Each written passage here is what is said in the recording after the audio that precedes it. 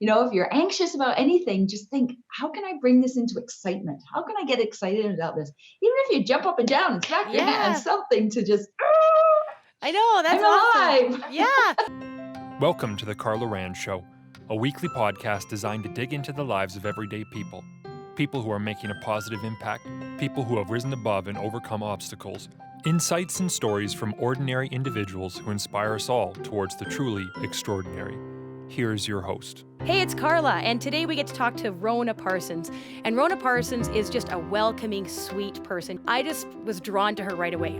The way she communicated, I was able to talk to her after, and she was just so open, so welcoming, so kind. And I just really appreciated that about her. So today we're going to go into some of her story. We're going to hear about why she was having to be vulnerable in her life and what that looked like for her. She went through a time in her life where things were hard, it was escalating, and she went through some burnout. The other thing with Rhona is that she is a balance coach. That's her name. So she talks about balance and, oh my goodness, like work-life balance, what that looks like. And the balance also of like, how much time do you spend doing all the different things in your life? And ladies especially, you'll appreciate this one because she talks about how it's important that we spend some time on ourselves to kind of regroup and refresh ourselves so that we're not just giving all the time. And I asked her a lot of questions about that because that's something that I struggle with in my own life, is finding that balance. So I hope that you enjoy this, and I'm really looking forward to hearing what she has to say. So let's get into it. Okay, well, we have Rhona Parsons with us today, and I'm so happy to have her. She's from BC, and welcome, Rhona. Thank you so much, Carla. It's great to be here. Yeah, thanks for being on here. So let's give some people a little bit of context first. You are a Pilates instructor. You teach some group exercise type things. You do some trainings for instructors. Give us a little bit more of those type of things, what you do. Okay, well, I'm known as the balance coach. Okay. And I inspire and I help people bring balance to their lives so that they can live life to the fullest through fitness, health, and wellness. Cool. I am a life coach and I am a continuing education provider, as you said, for fitness instructors and yoga instructors. And I love to travel around and teach. It's not my knowledge to keep. So the more I can inspire others and to help others inspire other people, that's my purpose here. Yeah, and we met. You came to little old Carrot Creek Hall, and which is just like west of Edson. And I started teaching classes there initially, and then you were coming there, and you were doing some training, and I just got to know you, and I just thought, she's just such a nice person. Like, you have a real presence about you. Like, you're very approachable and you really make people feel comfortable. So throughout the entire class, you just made everybody feel comfortable. You were very welcoming. And I just felt really like, even after I started asking you questions about my business and stuff, because I just felt like, man, this lady, like, she's just so approachable. You just made me want to come and talk to you. So that's the awesome. that's the kind of person that you are. So I felt like, man, I really would. As soon as I started thinking about the podcast, I was like, that you would be the kind of person that I would want on, because I know that you can add value to our listeners. So why don't you go back a ways now? Tell us a little bit about little Rhona. What were you like as a kid? Where did you grow up? What was your family like? Just give us a little bit of background on you. Okay, well, I grew up in a little small village, probably a little bit smaller than Carrot Creek, perhaps. It's called Kingsclear, and it was in Hampshire. Well, it still is in Hampshire in England. And I lived there until I was 15 years old. And then I had to emigrate with my parents. I did not want to come, but I was made to come to Canada, to a place in Prince Rupert. And growing up in England, I don't ever remember having a best friend per se. I had a lot of family around me. We were a small village and lots of cousins around me, which I absolutely loved. But I didn't have a best friend. And I have many amazing friends. I've never had a best friend. You know, the one that you do everything with. You just never did. And I was actually bullied when I was a child going into secondary school. I hung out with a group of girls, always trying to fit in. And, you know, there was a leader and she was the bully, and if she didn't like you, nobody was allowed to like you. So at the age 12, I ran away because I was sad. And that's really stuck into my mind a lot, especially as I had my own children. I emigrated to Canada when I was 15. And I married my high school sweetheart, and we had 3 daughters. And, you know, that was the one thing that I did instill in my girls about bullying and telling the truth and not making anybody ever feel uncomfortable. or sad or anything, because I had all that growing up. I also, my mom, she grew up in a really big family, and in her family, her mother had favorites. And unfortunately, that was brought into our family. And so I wasn't one of the favorite kids, and my mom and dad worked super, super hard. They gave us everything that we needed, but there was always that. And maybe that's why I am the way I am. I don't believe in favoritism with my children or my grandchildren, or, I believe in telling the truth, and I believe in making everybody feel comfortable and feel special.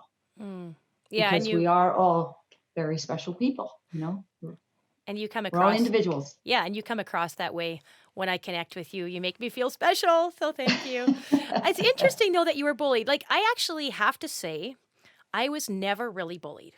And I think that's what probably most people can't say that. I think most people have been bullied to some degree. Can you just tell me a little bit about what did that bullying look like as a kid? And then kind of when did it stop for you? Well, it stopped when I left England, actually, or even prior to that, when I was about 14 years old. I just decided that was it. I was not going to be bullied anymore. It was all about friendships, and again, I didn't have a best friend.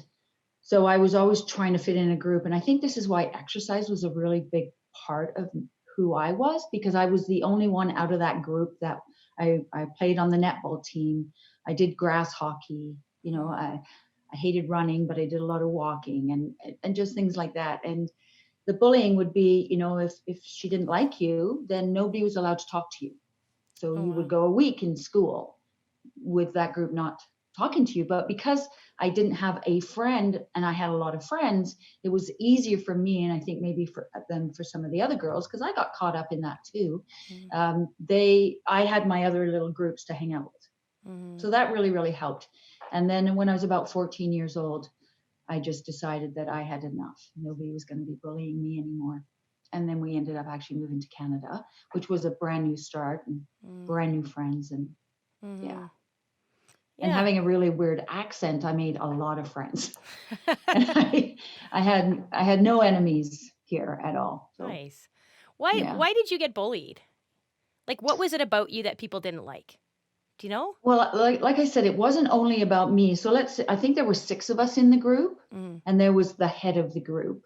And so if she didn't like you, if you didn't do something that she liked, none of us were allowed to like you.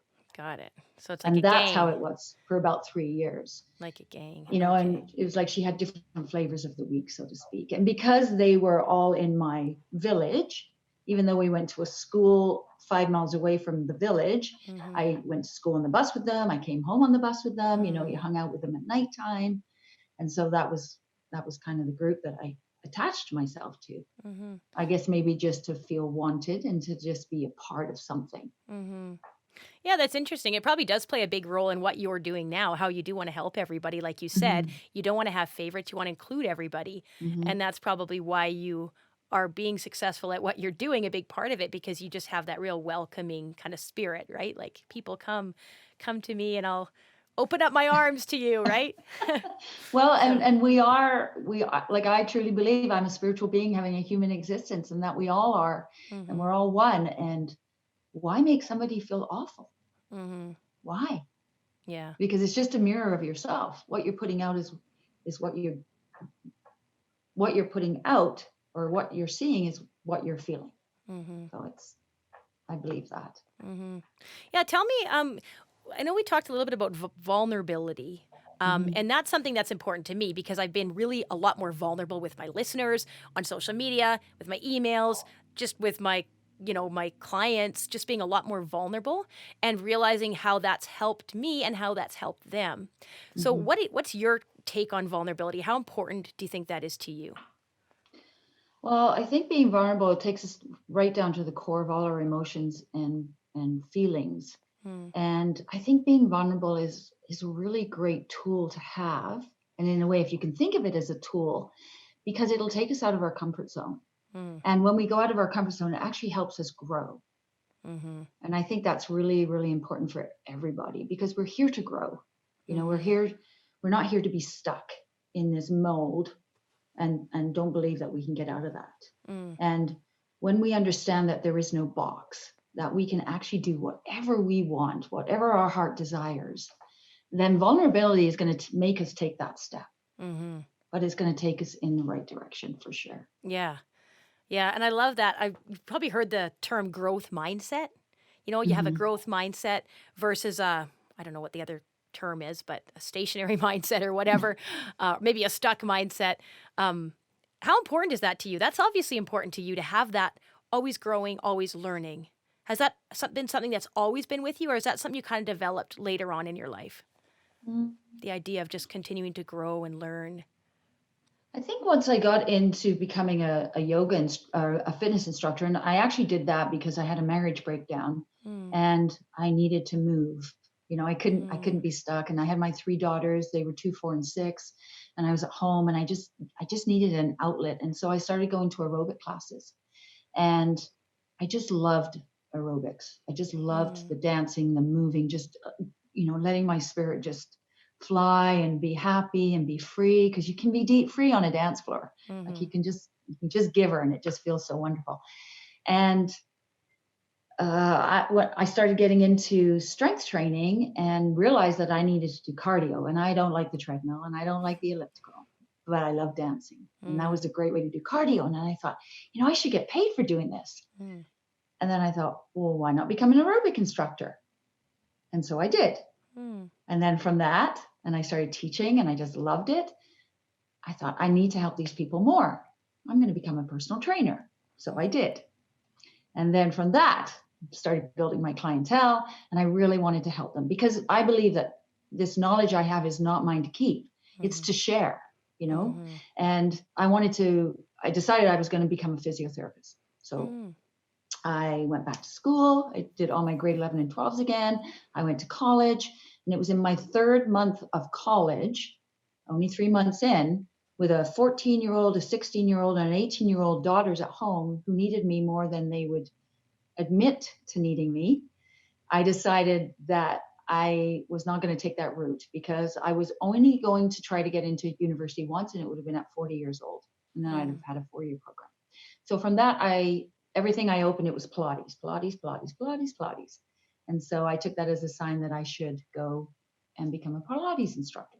But I didn't have any money. But I was teaching yoga. I had me, and I lived in an amazing little town. Somebody gave me a room to rent for free. And in 6 weeks, I made $717 to pay for my class. And so I went there and I did that. And then I opened a studio, and it just grew from there. And I think as an instructor and as a coach, we need to stay educated so that we can continue to share to our clients. Just like you've grown exponentially in the years that I've known you, from just doing your fitness classes to everything else that you've done since then. And I think it's really important for us to keep growing and to just embrace everything that comes along our path and is given to us. Yeah, and I feel like something that's really resonating with me, what you're saying is, you did one thing, which led to the next thing, which led to the next thing, and ultimately you're there to help people. Like that's how I did it too, right? I first became an aqua fitness instructor because that's what I was doing to stay in shape at the time, because my knees were shot and I couldn't do much else. And so I learned about that, and then it was resistance training, and then it was, all these other group exercises, and then people kept asking me about nutrition. Carla, like, what do I eat? I'm like, well, I don't feel like I can answer that question properly, so then I got to get nutrition certified. And then it was just like one thing after another. And then the podcast is another way of going deeper, right? Like beyond just nutrition, beyond just fitness, going now deeper into the root, because people are always talking to me about nutrition and stuff. And a lot of the stuff about eating and working out, it goes a lot deeper than just, I need to work out. You know what I mean? It's huge, huge. So for me, it's the same as you. Just keep going down that path, because ultimately I want to help people. I'm trying to help people. And I feel like for you, that's really important to you, isn't it? Just helping as many people as you can. Oh, it's so important. And, it's the same as being. So, for example, there's one book that I always go to, and it's one of my Bibles, and it's Your Body Speaks Your Mind, How Your Emotions Affect Your Health by Debbie Shapiro. And a lot of times it's like, I need to exercise. My knees really hurt. So we'll go through assessments, we'll go through exercises. Her knees still hurt. And so I'll say to her, one moment, and I'll grab my book and I'll flip to the page knees, and I'll give her my book, and I'll say to her, I don't know, this might work for you, but I just need you to read this about knees and your emotions. Mm. Usually 90% of the time they're like, yes, how did you know? This is Yeah. it. Because our stuff is so deep. I know. It's so deep. I know. And I feel like I'm just scratching the surface. Mm-hmm. Like I'm just scratching the surface and I'm like, there's so much, like people are so complex, like human beings are so complex. and Mm-hmm. and I feel like when I'm just serving somebody like, oh, here's a nutrition plan or here's a fitness program, like that is like I'm just barely scratching the surface, you know. So I love how you're trying to bring that all together with your clients and in your life, and just like how do you bring, you know, that balance to your life, so it's not, we don't always just have these categories. How do we kind of bring it all together? So Well, yeah. and that's my thing is the name of my business is Bodyworks, bringing balance to body, mind, and spirit through fitness, health, and wellness. Mm. So the fitness is the fitness part, health is the nutrition, and wellness is the emotional part of our body. Mm. Because our belief systems are created. They say some people say between 0 and 4 years old. Some people I've heard 0 to 7. But regardless, our belief system was created by the tribe that we hung out with from the age of 0 to 7. Mm. And you may have been told, don't eat that piece of cake, it's going to make you fat. Mm. Bing, it's in the brain. Yes. It's in the subconscious mind. Yes. And it's going to be in there. And the more times you hear that, it's going to be just put in there, and it's going to take you into adulthood. And binge eating and all those things comes up just from that one little comment that may have been said out of nothing. That's how everything is created. And so it's so important that we look at all three aspects. It's like you have of our life. Pull back the layers. You have to pull back the layers and find out, okay, where is this originating from? Exactly. And I think that's where like therapists and stuff can really come in and help out. And I used to always feel like, oh, therapy, like that's for people that are messed up, but I feel like we're all messed up. Like we're all messed up. We all have things that we need to work on. We all need to progress and grow. And if therapy helps you do that, do it. Do whatever you need to do to progress and improve, because so many people are stuck doing the same thing over and over again, and they're not getting any freedom, any release, any help, and they're just totally stuck. And I just feel like that, my heart goes out to them, right? And I want to help them. And well, that's where that vulnerability comes into play as well, is to understand, so something happened to me in 2013 where my husband had been very sick, and he'd had surgery, life-saving surgery. And I was just trying to stay present, being in the present moment, and, getting sadder and sadder and sadder by the day, and not going to talk to anybody. And finally, in August 2013, I sat in my hot tub, or August 2012, I sat in my hot tub and just looked up and said, okay, I'm ready, bring it on. Because I that was the most vulnerable I think I've ever been. But I knew there had to be change in my life. Something had to change. And I couldn't make it change. I didn't know what to do to change it, but I knew I needed something. And a week later, I left my husband for 8 months. I left my business, and I crashed and had a nervous breakdown for 3 months. But it was the best thing I did. I became vulnerable. I knew there had to be change. That's what happened. And then I started to seek out therapists to help me, to talk about what was going on. So I was doing everything fitness. I was teaching all these classes. I eat very, very healthy. Well, I actually eat very balanced, I should say. I love my wine. I love my cheese, but I also eat the good stuff too. But it was the wellness part of me that was crashing. And I knew that there was a missing link. And I knew what was going on, but I didn't know how to change it or how to help myself at that point. So what did you do? So you went through that kind of, do you call it like a nervous breakdown, or? It was, yeah. Okay. And so you went to therapy. What else did you do to get yourself out of that? Because there's probably people listening right now that maybe they feel like they are there right now. They're in a nervous breakdown, or maybe they've been in a nervous breakdown and they're trying to come out of it, but they're not, getting a lot of success, or they know people who are going through that. What helped you? How can you help others that may be experiencing the same thing? Well, to tell you the truth, I don't know if nervous breakdown is the same as adrenal exhaustion. Okay. So adrenal exhaustion is when we have our cortisol levels. So our cortisol levels are used for fight flight response, right? 5,000 years ago, we were running for a tiger. Our cortisol levels would just fly up. We'd run for our life. We'd save our life. Our cortisol levels would come down. We'd be good. There are no tigers anymore, but there is stress. So if you can think of stress as a tiger, and how much stress we have. So when looking back, what I went through with my husband and my marriage and everything, that was a lot of stress. And I was living in the present moment because I couldn't worry about tomorrow. And yesterday was gone, so I had to forget that. But I was still under stress and not realizing how much stress. I thought I was doing pretty darn good. And what happened was my adrenal glands became depleted of cortisol, meaning that I had used all the cortisol up in my body because I was so stressed. And what happens when you're so stressed and you're using your cortisol, but there's no tiger to flee from, all our cortisol that we don't use sits in our belly fat. So I was getting a muffin top from teaching 25 classes a week. That made no sense. Like, what is going on here? So that was my first clue. And my body just crashed completely. And I remember the day when I stood there and I was meant to teach my class at 5 o'clock, 4:15, I'm bawling my eyes out. And my colleague said, would you like me to cancel your class? I said, oh, no, I'll be fine. I'll be fine. And then 10 minutes later, I thought, who am I kidding? I am done. I'm exhausted. So I stayed home for 2 months straight. I stayed home because I knew I was being cared for, because I had asked for guidance. I knew I was being cared for. And once I felt strong enough, and I did a lot of meditation through that time and a lot of thinking and trying to be really present and thinking about what was going on. And I did a lot of journaling and thinking about my life and what I'd gone through in the last few years, because it had been probably 4 years that had all started happening, even longer than that. And it could have even gone back to 11 years old when I was being bullied. You know, everything piled up on top of each other. And I finally went to see, 10 months later, I went back to work and I was teaching, feeling better, but I finally went to see a local gynecologist, and she works with women's hormones, and we did a saliva test back then, and it came back that I was still adrenal 2 exhausted. So my body had crashed completely, but 10 months later it was only up 1 level. Like, I was still pretty burned out.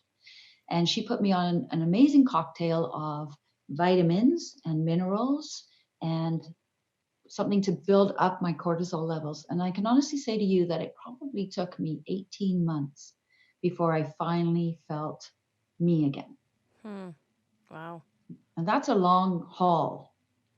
But I had my friends along the way, you know, and I went to see a psychologist to talk to them, and not necessarily for advice, because really I don't remember getting very much advice. I remember walking in and she said, how can I help you today? And I said, I just need to talk to someone. I have no idea what's going to come out of my mouth, but I just need to talk. And so for an hour and a half, I cried and I laughed and I was mad, and she just sat and wrote. She was the most amazing woman. But when I left there, I felt like $1 million. You know, I finally got to speak and get rid of what was pulling me down. Yeah, that's wonderful. That's so good to hear. I know sometimes I want to go back and become a therapist or something and help people at a deeper level, you know? I just feel like, yeah, but I mean, yeah, well, thanks for sharing that. So tell me now, like, I want to hear more about balance. Like, you know, you keep talking about balance. What does balance mean to you? How do you find balance? How did you find balance in your life? And how do you help other people do that now? Well, balance isn't, if you look at a scale and you've got life and you've got work on this side, and I actually teach a signature course called The Law of Balance, the balance of life and work. And it's not necessarily having 50% life and 50% work. It's about finding balance within yourself, so that when you approach your life and your work, you're feeling comfortable, you're feeling happy, you're not feeling stressed out about one or the other.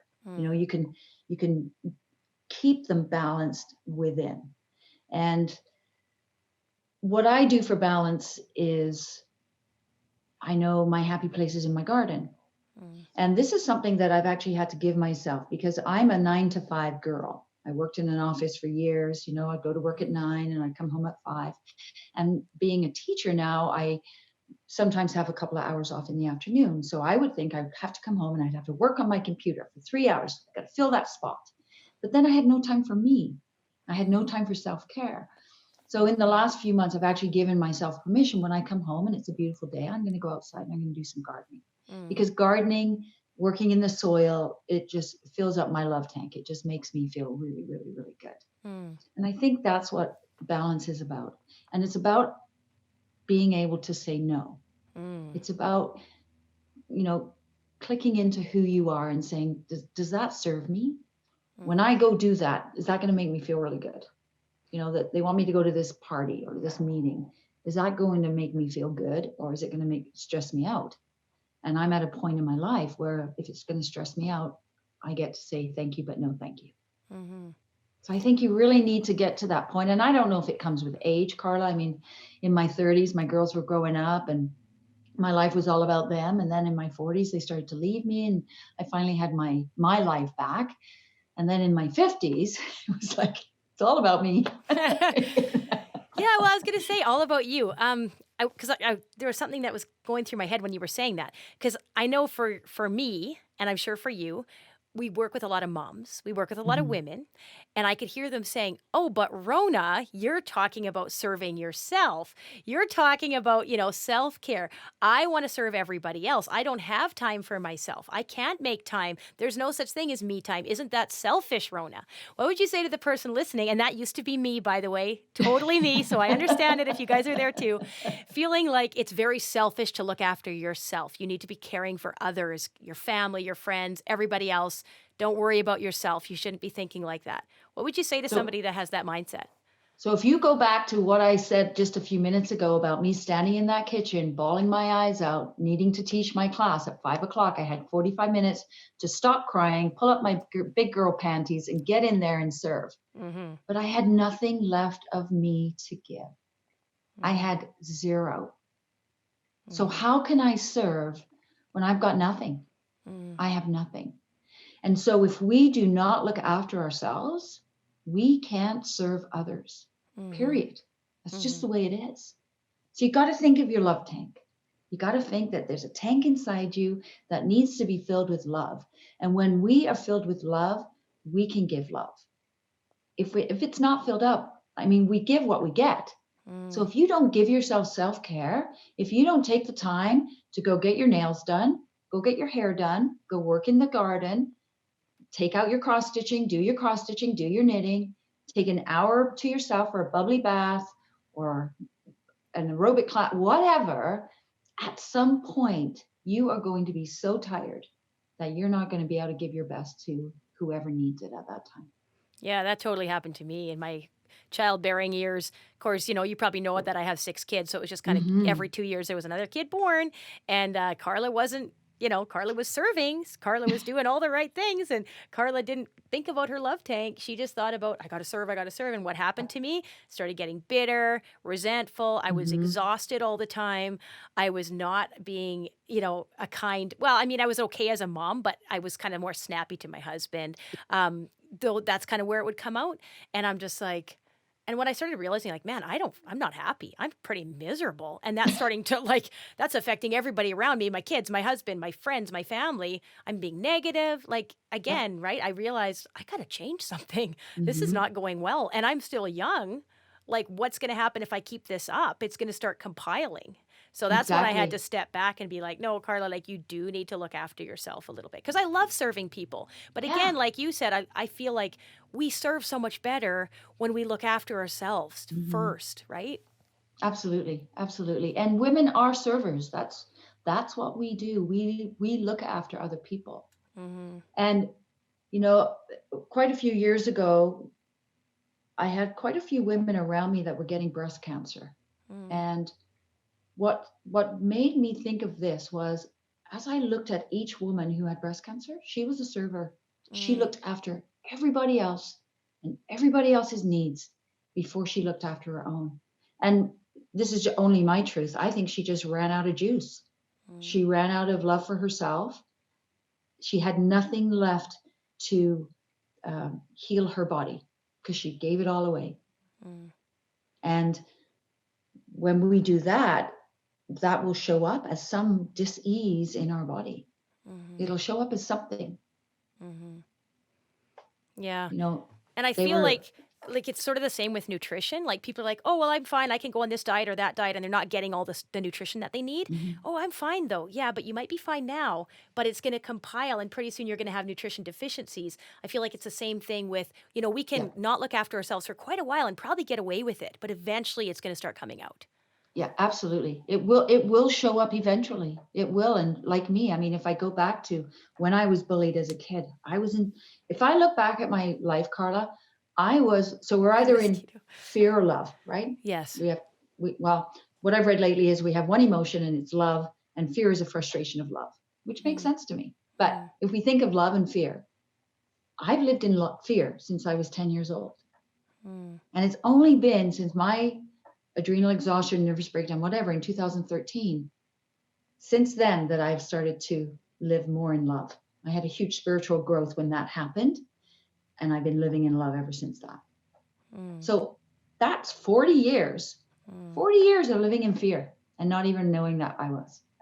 Yeah, why does it have to take us so long, right? It's crazy. I know, like, I know. Bang your head against the wall. Yeah, I hope that if there's some younger people listening to this, older people as well, but like if something is not going well for you, Mhm, you can change it. You don't have mhm. to stay stuck. And it might Oh, take a lot of work. It might take a lot of effort. It might be like pushing out of that fear that you have of going to a therapist, maybe, or going to a workout class or eating better or whatever. But like you can make a change. You can improve your life. You can make progress. You don't have to mhm. stay stuck. You don't have to stay stuck. And, my quote, if I'm ever famous for a quote, it's going Mm, to be awareness is the beginning of change. mm, Because once you're aware that there has to be a change, that mm, there is no box, and you can step right out of whatever you've created or what's been created for you, once you can get out of that awareness is going to take you a step further. mm, And you know, when you're thinking, if you're feeling really crappy, like that time I was bullied, my my thought was to run. I had mm, to run away, and that's what I did. I ran away. I literally ran away. Luckily, I ran to a place that my parents knew the people that I ran to. I mean, I actually ran to a couple and mm, they came and got me, mm. but I needed to flee. But we don't need to do that. We just need to realize that we can change. So once we're aware of that, we can make a change. And even ask the question, what is the truth here really? Mm, What is going on here? Do I feel really great? Do I feel really happy? mm, Am I happy? Am I sad? Am I happy or am I angry?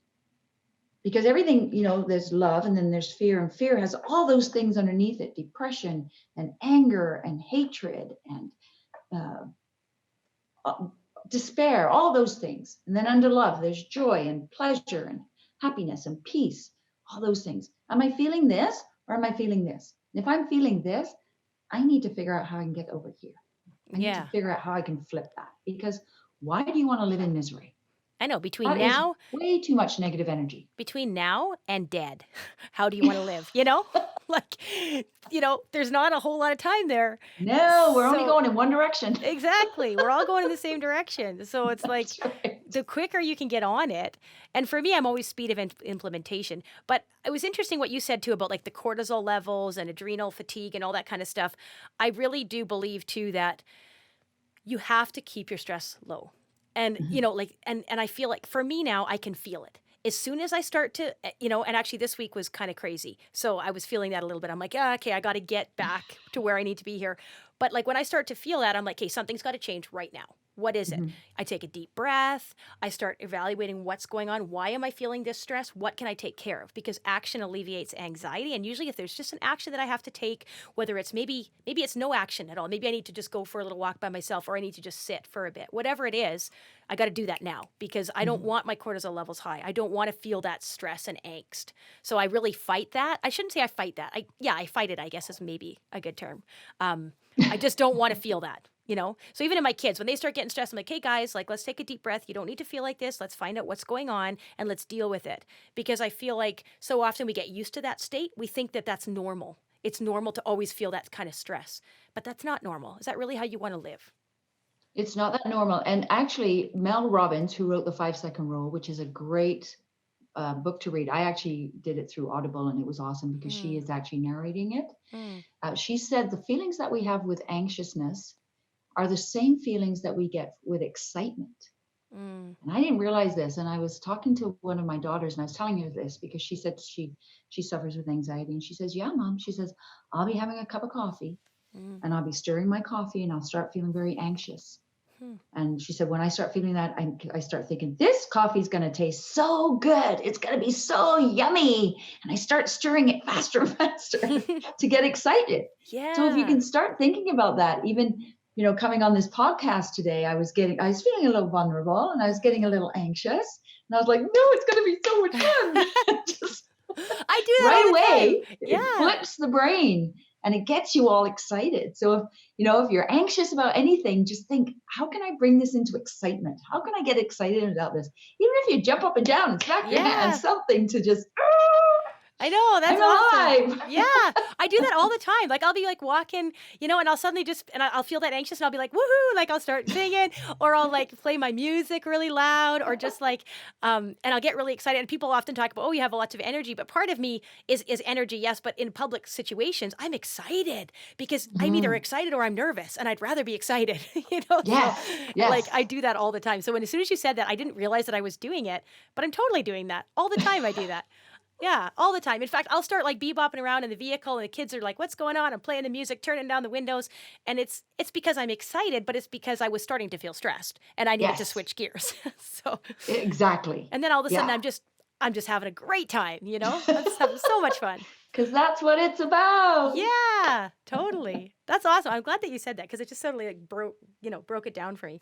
Awesome. Yeah. So thanks. So we're going to wrap this up fairly soon, but Rhona, is there any last words that you have, like anything that you'd like to tell our listeners, anything that maybe I didn't ask you, that maybe I should have asked you, or anything you want to share that you think might be helpful for people? I just think that we just need to live life to the fullest. We can't worry about the little stuff. I think back to my girls when they were young and I was a single mom. I was a single mom for a couple of years and they were really young and I was majorly stressed and I had to go to work and I had to do this and I had to do this. And I look back and I lost so much time with my girls because I was so worried about everything else. Just live each day because and it's the old saying, tomorrow is the future and blah, blah, blah, blah, blah. But just live in the present moment. Enjoy this moment that you have. Because we never know when the next moment's coming. We never know when the next moment's going to get taken away from us. So just enjoy each and every day. And if you're not enjoying it, do something about it. Yeah. To enjoy it. I feel like I've gotten, I don't know if the listeners are going to get a lot of this podcast, but I feel like you're talking right to me, Rhona. So many things that you say. Because, people say that to you, right? Like, oh, you got to live in the moment. But until you kind of maybe can step back a little bit and kind of see like, yeah, I'm not living in the moment. And I'm trying to do that more. Like when I'm with my kids, I'm looking at them, I'm talking to them, I'm not flipping on my phone and trying to, it's like I want to give them attention. Sorry, there's a mosquito in here. I just got it. I finally got it. It's been buzzing around this whole thing, this whole time. I just got it now. But yeah, I love everything that you say. I just think it's awesome. Now, Rhona, where would people go to find you if they want to connect with you? Because you do have so much amazing things to share. And you do retreats and you have lots going on. So why don't you tell us a little bit about what you have going on, how you could maybe help somebody now, and then where could they find you? You also have a book out. Maybe tell us a little bit about I have a book out. It's called 21 Ways to Bring Balance into Your Life. And it's a workbook. RhonaParsons.com is where you can find me. It's probably easiest. RHONA Parsons, PARSONS.com.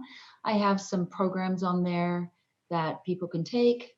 Body Fit Beyond the Scale, which is all about fitness, health, and wellness, and how you can bring everything into it with some group chats with me too. Yeah, that's where they can reach me. So if you have any questions at all, I'm a great listener too, and I got big shoulders to hang out on. And yeah, I'm here to serve. Thank you. And thank you for serving us today, Rhona. I really appreciate everything. I'm going to be watching this, listening to this again, and maybe taking notes or something. Because, a lot of things that you said really resonated with where I'm at right now in my life. So thank you. Oh, good. I just enjoy each and every day. And thank you so much for letting me share my truth. Thank you. I appreciate that. Yeah. All right, my friend. All right. Namaste. This episode is brought to you by my company, Power Fitness Online.